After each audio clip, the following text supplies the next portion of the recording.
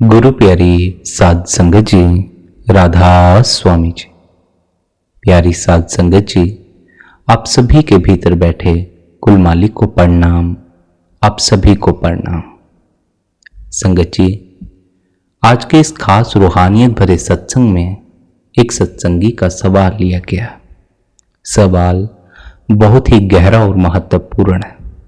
यह सवाल किसी एक व्यक्ति का नहीं है, सभी का यही सवाल है, यदि इस जन्म में भी हमें मुक्ति हासिल नहीं हुई तो क्या हमें फिर से 84 के जेल खाने में धक्के खाने पड़ेंगे। यह सवाल हर उस आत्मा का है जिसने कभी ना कभी अपने भीतर यह महसूस किया है, समय बड़ी जल्दी निकला जा रहा है। यह सवाल हर उस जिज्ञासु का है जिसने नामदान भी लिया है, सत्संग भी सुनता है, भजन सिमरन भी करता है, लेकिन कभी कभी भीतर यह चिंता उठती है, पता नहीं मंजिल मिलेगी या नहीं मिलेगी। कहीं ऐसा ना हो जीवन यूं ही बीत जाए, कहीं ऐसा ना हो कि जो अवसर यह हाथ में आया हुआ है हम इसका पूरा लाभ ना उठा सके। कहीं ऐसा ना हो जब यह शरीर छूटे तब हमें यह एहसास हो जो करना था वह तो हमने किया ही नहीं। संगत जी, यदि हम सच्चाई से अपने दिल पर हाथ रखकर देखें, हम पाएंगे इस सवाल के पीछे डर नहीं है, बल्कि इस सवाल के पीछे आत्मा की वह पुकार है जो अपने असल घर को याद करने लगी। जिस आत्मा को अभी संसार ही सब कुछ लगता है उसे मुक्ति की चिंता नहीं होती। जिसे अभी धन, प्रतिष्ठा, परिवार और इच्छाओं का नशा चढ़ा हुआ है उसे 84 की चिंता नहीं होती। लेकिन जिस आत्मा के भीतर सद्गुरु की कृपा से जागृति शुरू हो जाती है उसके भीतर यह सवाल अवश्य ही उठता है, मैं यहां कब तक रहूंगा, मेरा वास्तविक घर कहां है और क्या मैं वहां पहुंच पाऊंगा या नहीं पहुंच पाऊंगा। संगत जी, आज का मनुष्य बहुत कुछ जानता है। वह विज्ञान के बारे में जानता है, वह तकनीक के बारे में जानता है, संसार के देशों के बारे में जानता है। लेकिन सबसे बड़ी परेशानी यह है कि वह स्वयं को नहीं जानता। उसे अपने असल घर का नहीं पता। उसे अपने शहर का पता है लेकिन अपने निज धाम सचखंड का नहीं पता। यही कारण है कि संत महात्मा जब इस संसार में आते हैं तो सबसे पहले मनुष्य को उसकी भूली हुई पहचान याद दिलाते हैं। वे कहते हैं, हे आत्मा, तू मिट्टी नहीं, तू शरीर नहीं, तू मन नहीं, तू उस परमात्मा की अंश है जो कभी मरता नहीं, जो कभी नष्ट नहीं होता, जो अनादि है और अनंत है। लेकिन साध संगत जी, सवाल यह है कि यदि आत्मा इतनी महान है तो फिर वह 84 के चक्कर में क्यों घूम रही है। यदि वह परमात्मा की संतान है तो फिर जन्म और मृत्यु के बंधन में क्यों फंसी हुई है। इसका कारण संत महात्माओं ने हमें एक ही शब्द में बता दिया, विस्मृति। आत्मा अपने वास्तविक घर को भूल गई है, अपने वास्तविक स्वरूप को भूल गई है, अपने वास्तविक पिता को भूल गई है। और जब भूल गई तो काल और माया के इस विशाल खेल में उलझती चली गई।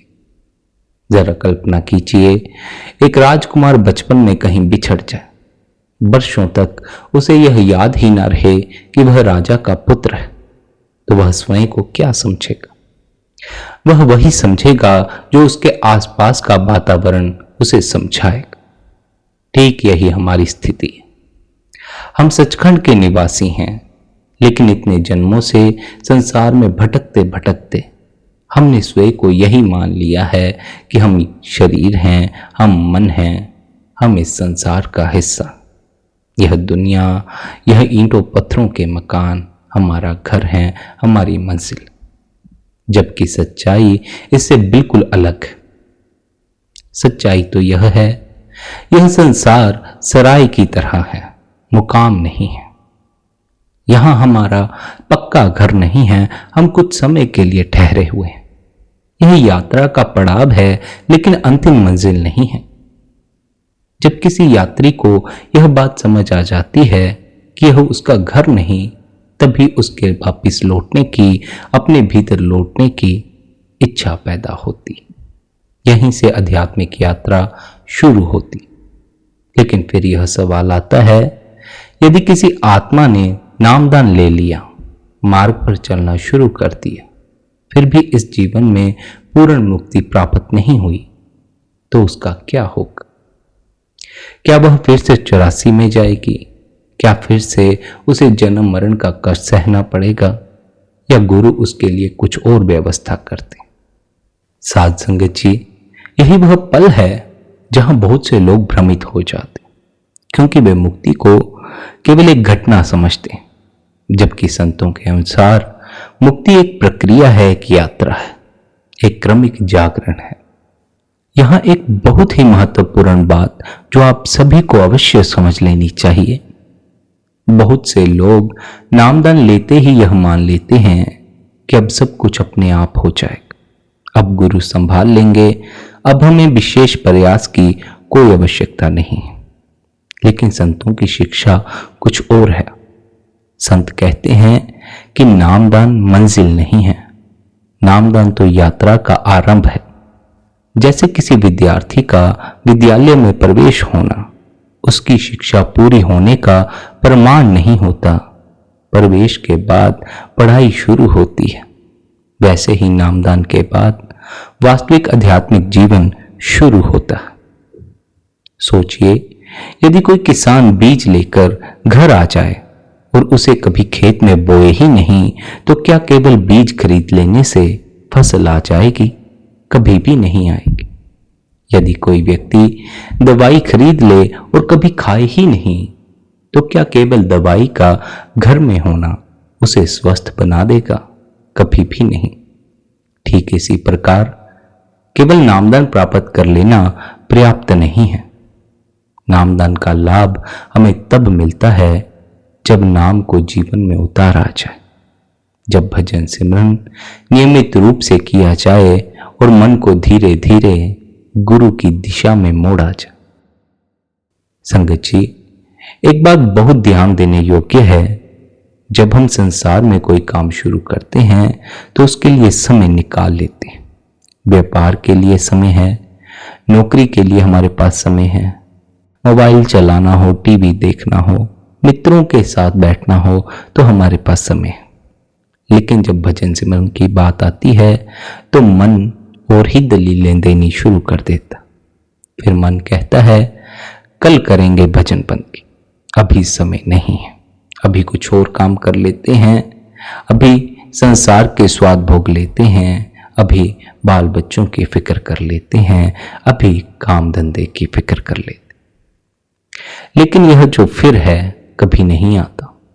मन हर बार भजन बंदगी को आगे डाल देता। मन हर बार यही कहता है, कल कर लेंगे। लेकिन यह जो कल है, यह कल कभी नहीं आता। समय हमारे हाथ से निकलता चला जाता, उम्र बीतती रहती है, शरीर कमजोर होता रहता, और हम यही सोचते रह जाते हैं, अभी बहुत समय है, कल भजन बंदगी कर लेंगे। संगत जी, हमारा सबसे बड़ा भ्रम यही है, हम यह सोचते हैं हमारे पास समय। इसी भुलेखे में बैठे बैठे न जाने कितने जीवों ने भजन बंदगी करने से अपने आप को रोक रखा। इसलिए बार बार संतों को हर सत्संग में मृत्यु का जिक्र करना पड़ता। हर सत्संग में मृत्यु के बारे में बोलना अच्छा भी नहीं लगता, क्योंकि बहुत से जीवों को मृत्यु की बातें सुनना अच्छा नहीं लगता। वे तो कमेंट भी कर देते हैं कि आप मृत्यु के ऊपर सत्संग मत फरमाया करें, सुबह सुबह ऐसी बातें अच्छी नहीं लगती। लेकिन हमारे पास आपको जगाने का और कोई तरीका ही नहीं। मृत्यु ही है जो आपको जगा सकती, मृत्यु ही है जो समय रहते आपसे भजन बंदगी करवा सकती। इसके अतिरिक्त तो और कोई तरीका नहीं।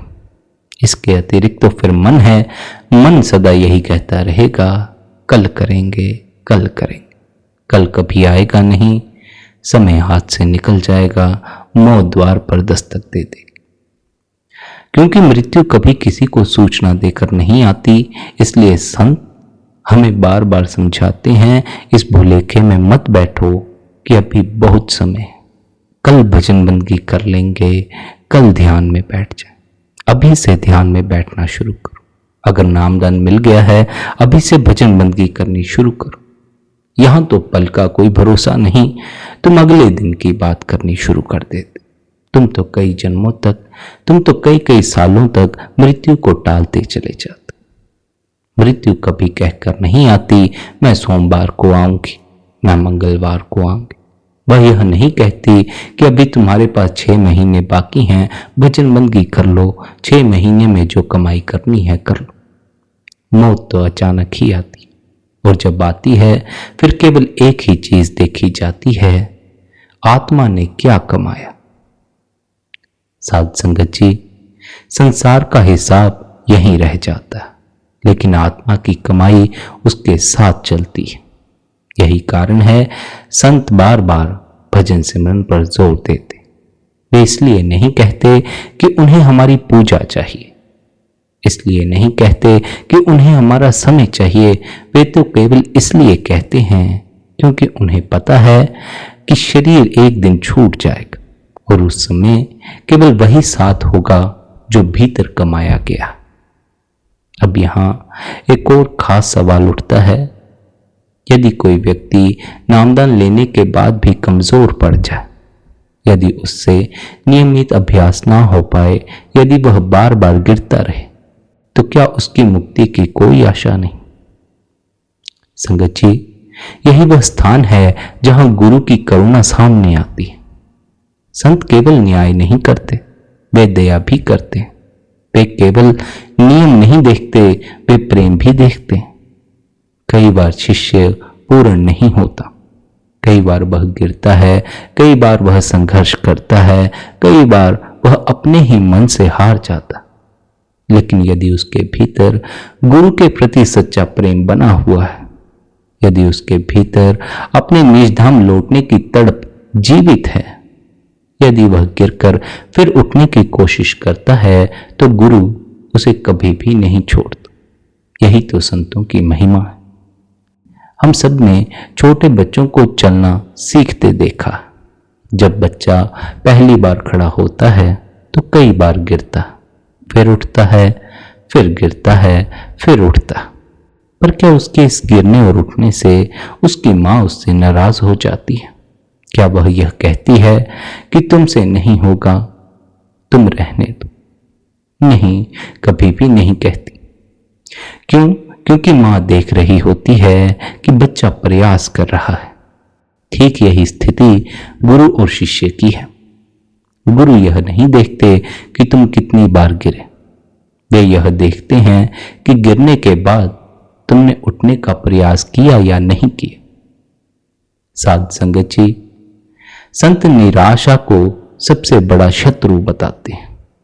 मनुष्य से गलती हो सकती है, कमजोरी हो सकती है, लापरवाही भी हो सकती है, लेकिन निराश नहीं होना चाहिए, क्योंकि निराशा के कारण मनुष्य प्रयास करना ही बंद कर देता, और जिस दिन प्रयास बंद हो जाता है उस दिन प्रगति भी रुक जाती है।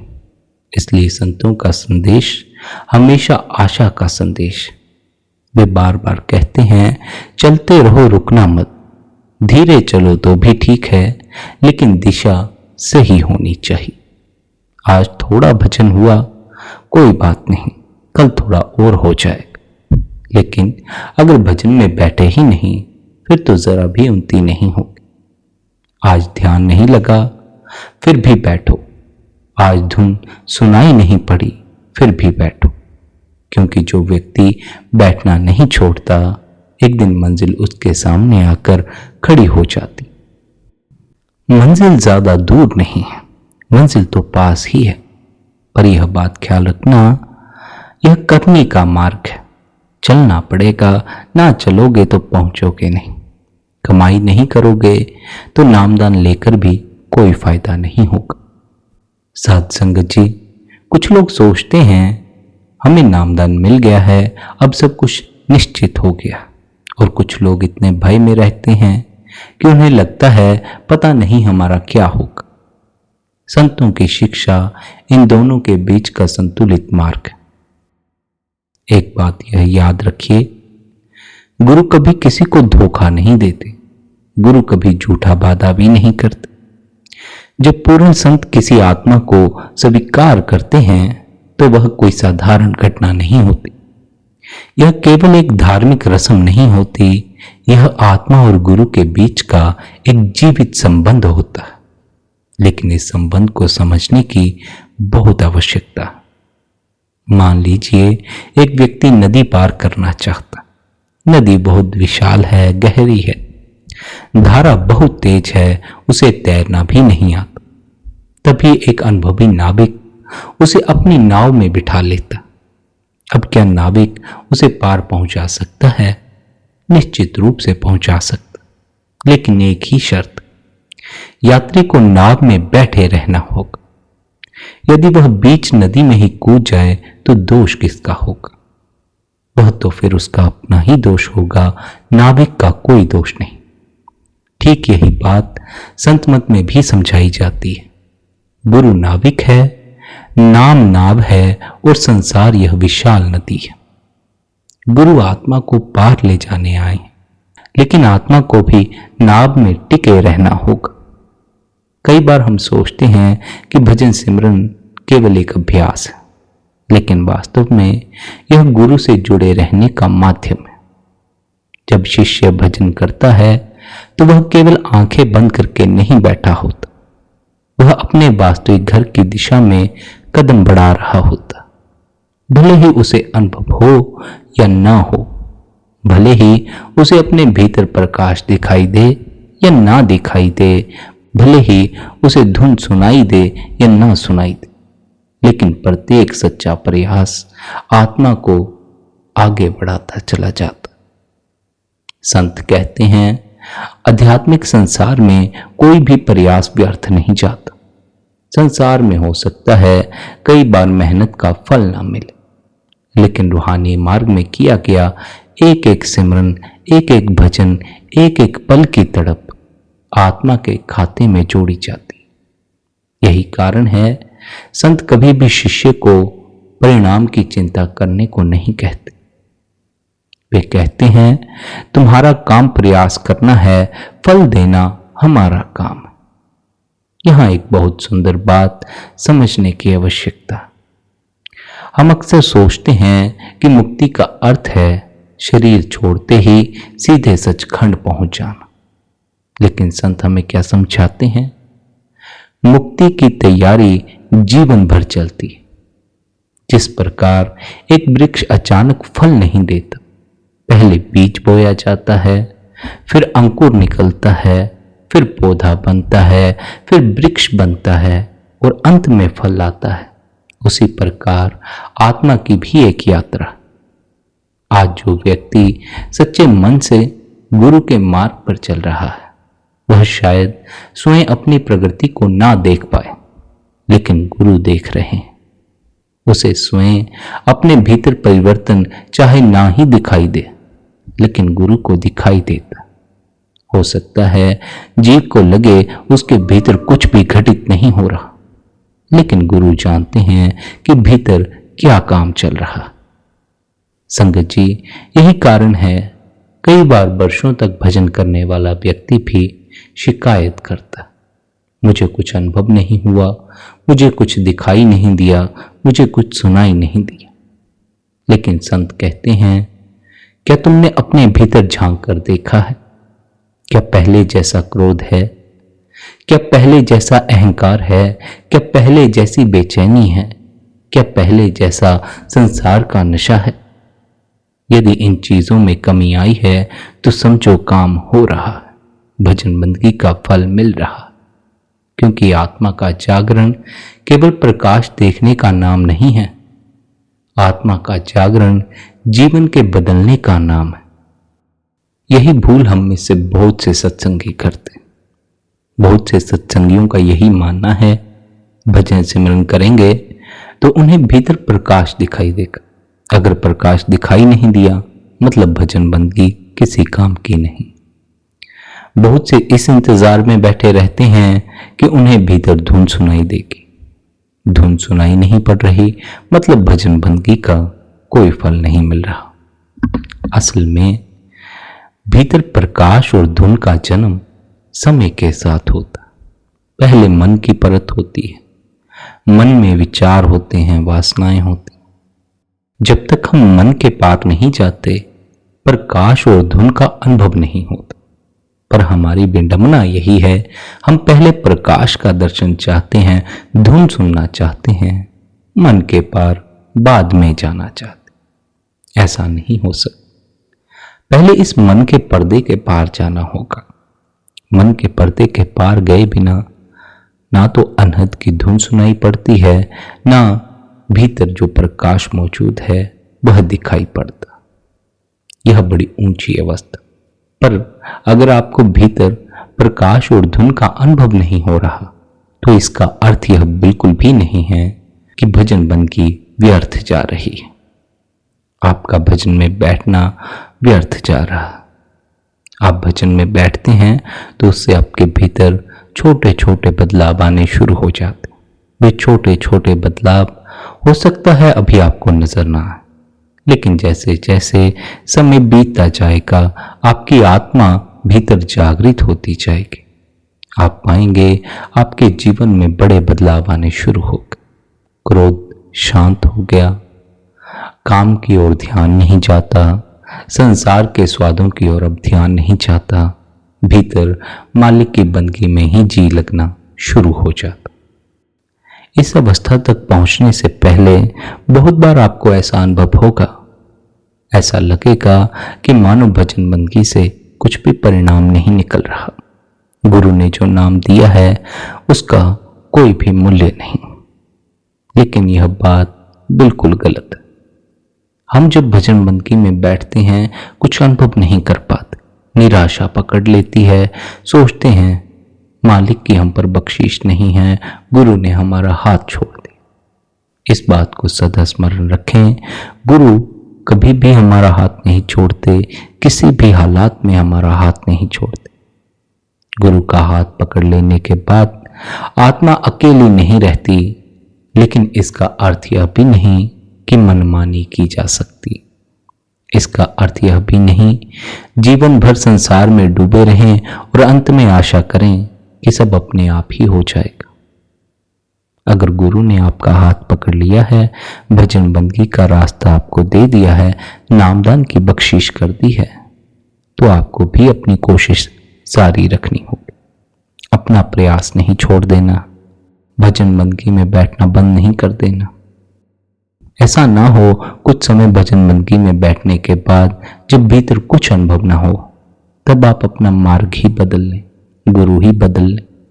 गुरु भी अगर बदलना हो तो यह बात हमेशा स्मरण रखना, जिस भी गुरु के पास जाओ वह गुरु चुनो जो आपको भीतर की ओर लेकर जाता हो। अगर कोई ऐसा गुरु चुनने जा रहे हो जो बाहर की दुनिया की बातें करता हो, खुद भी धन के भंडार इकट्ठे करने में लगा हो, खुद माया में उलझा हो, तो ऐसा गुरु आपकी रूहानी तरक्की में जरा भी सहायता नहीं कर सकता। वही गुरु चुनना जो भीतर की ओर इशारा करता, ना केवल इशारा करता है बल्कि जिज्ञासुओं को भीतर उतरने का तरीका भी समझाता। इस संसार में आज के समय में इतने सारे गुरु मौजूद हैं कि सच्चे गुरु की पहचान कर पाना बड़ा मुश्किल हो गया। बहुत से जीव तो ऐसे गुरुओं के साथ जुड़ जाते हैं जो केवल दिखावे के ही गुरु हैं, नाम के ही गुरु। ग्रंथ पोथियां पढ़ ली हैं, वेद शास्त्रों का ज्ञान इकट्ठा कर लिया, लेकिन असल की समझ नहीं, उस परमात्मा का कोई अनुभव नहीं। उस परमात्मा की बातें तो उनके पास बहुत सारी। परमात्मा का ज्ञान हासिल कर लेना कोई बड़ी बात नहीं है। आज के समय में सभी इतने समझदार हैं, किताबें पढ़कर समझकर अपनी अकल को तेज कर सकते, पर परमात्मा का अनुभव करना यह बड़ी ऊंची अवस्था है। इस अवस्था तक तो कभी कभी कोई विरला जीव ही पहुंच पाता। आखिर इसके पीछे क्या कारण है? कि कोई विरला जीव ही परमात्मा के विराट अनुभव को उपलब्ध हो पाता। कारण है अपनी समझ नहीं छोड़ पाते। कारण है कि सभी जीव अपनी अकल नहीं छोड़ पाते, अपना ज्ञान नहीं छोड़ पाते। रूहानियत के मार्ग पर सबसे बड़ी बाधा यही है कि जीव मन के मते चलता, गुरु के मते नहीं चलता। मन तो अपनी ही बातें कहता है, अपनी ही धुन में रहता। वह तो परमात्मा के संबंध में भी अपनी ही बातें बनाकर चलता।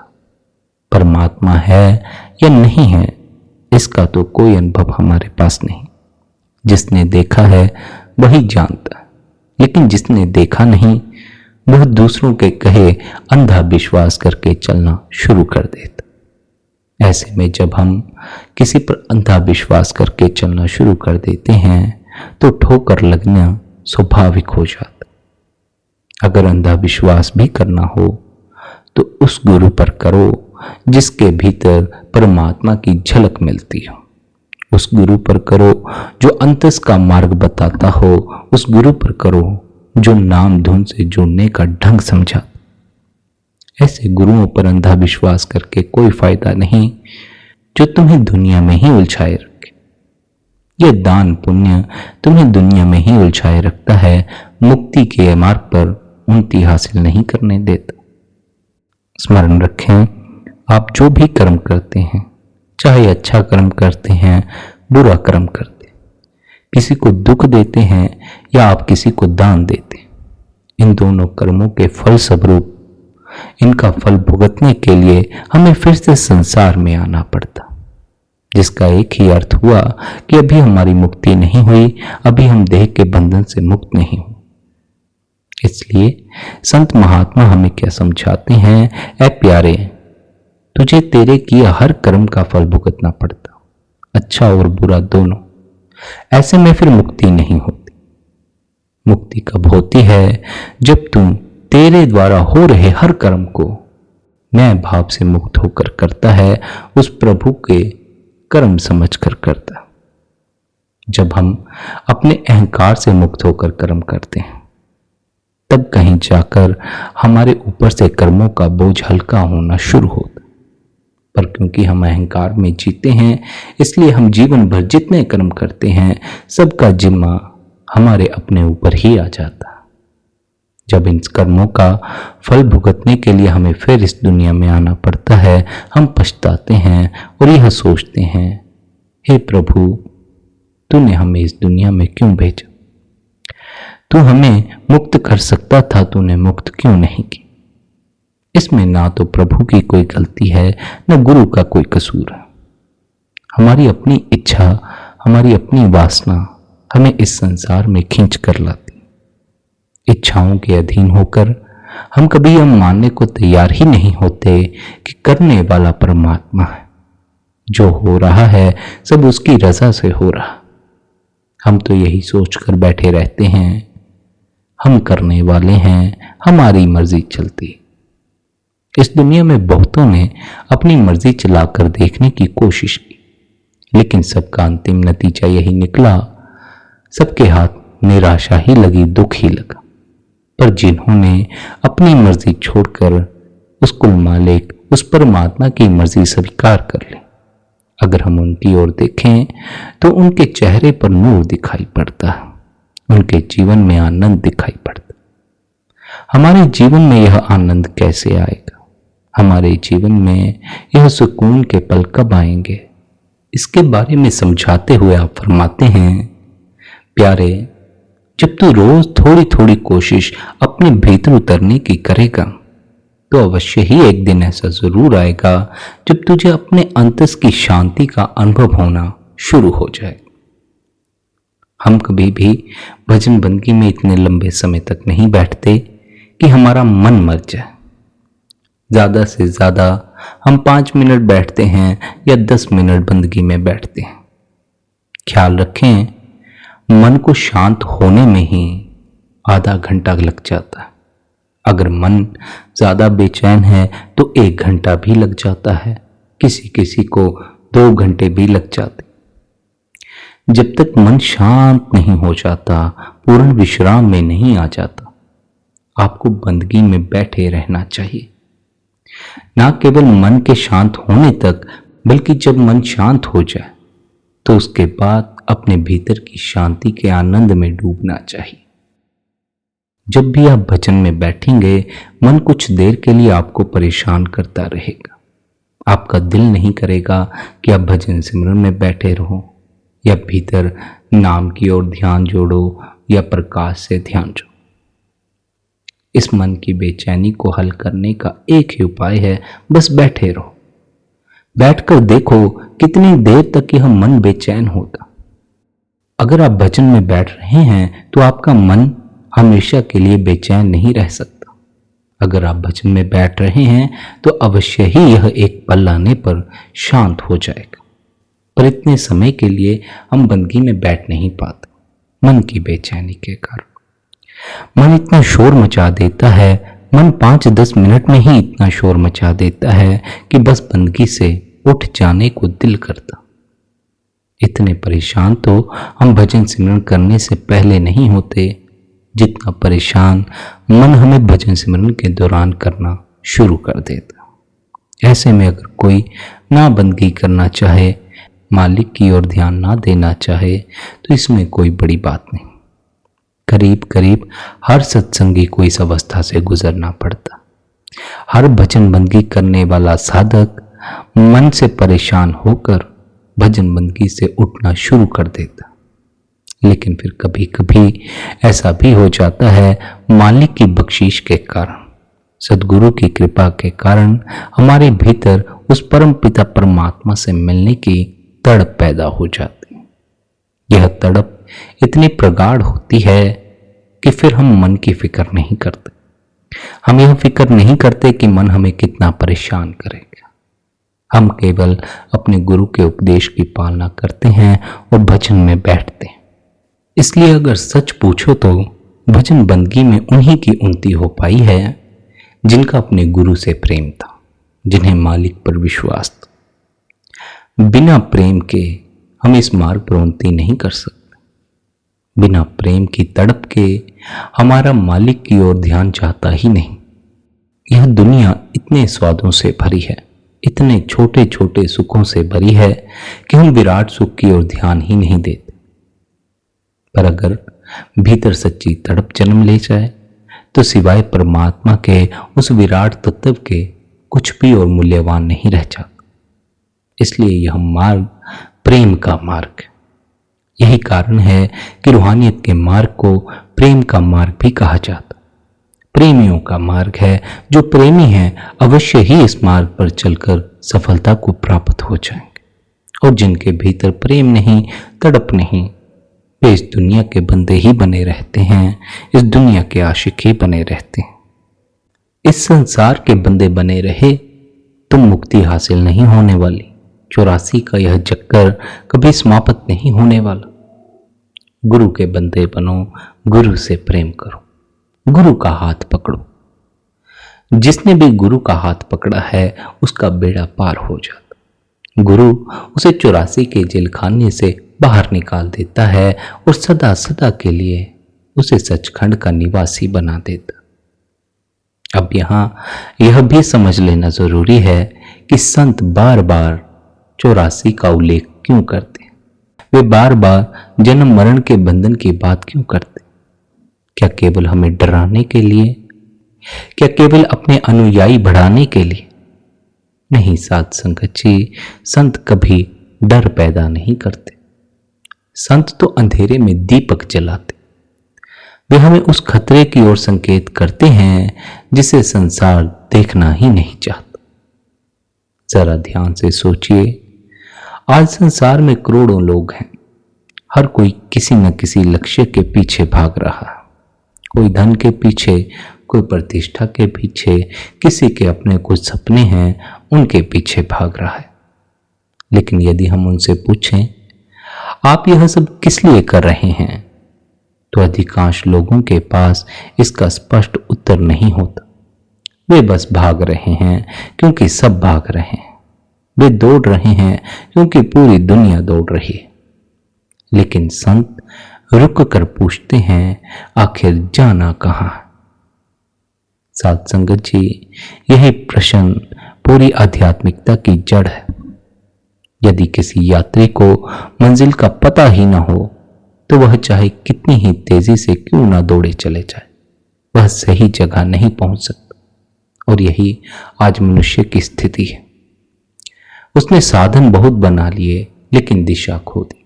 उसने गति प्राप्त कर ली लेकिन उद्देश्य खो दी। और जब उद्देश्य खो जाता है तो जीवन धीरे धीरे केवल आदत बनकर रह जाता। सुबह उठो, काम करो, थको, सो जाओ, फिर वही चक्कर शुरू हो जाता है, फिर वही संघर्ष शुरू हो जाता। और देखते देखते पूरी उम्र इसी तरह बीत जाती है।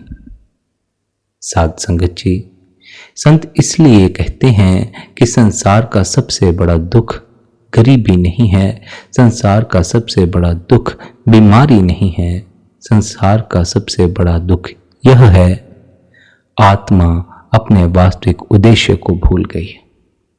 यही विस्मृति 84 का कारण है। क्योंकि जहां इच्छा है वहां जन्म है, जहां आसक्ति है वहां वापसी है, जहां मोह है वहां बंधन है, और जहां बंधन है वहां 84 है। कई बार लोग सोचते हैं कि 84 का अर्थ केवल पशु पक्षी बनना है, लेकिन संत इससे भी गहरी बात बताते। 84 का अर्थ केवल शरीर बदलना नहीं है, 84 का अर्थ है बार बार अधूरा रह जाना, बार बार वही लौट आना, बार बार वही पाठ पढ़ना, बार बार वही भूल दोहराना। जैसे कोई विद्यार्थी एक ही कक्षा में बार बार फेल हो जाए, उसे फिर उसी कक्षा में बैठना पड़ता है, उसी पाठ को फिर पढ़ना पड़ता है, उसी परीक्षा को फिर देना पड़ता है। उसी प्रकार आत्मा भी तब तक लौटती रहती है जब तक उसका पाठ पूरा नहीं हो जाता। संत मानव जन्म को इतना महत्वपूर्ण इसलिए बताते हैं क्योंकि यह केवल एक जीवन नहीं है, यह एक अवसर है, एक द्वार है। यह वह स्थान है जहां से आत्मा ऊपर भी जा सकती है और फिर नीचे भी भटक सकती है।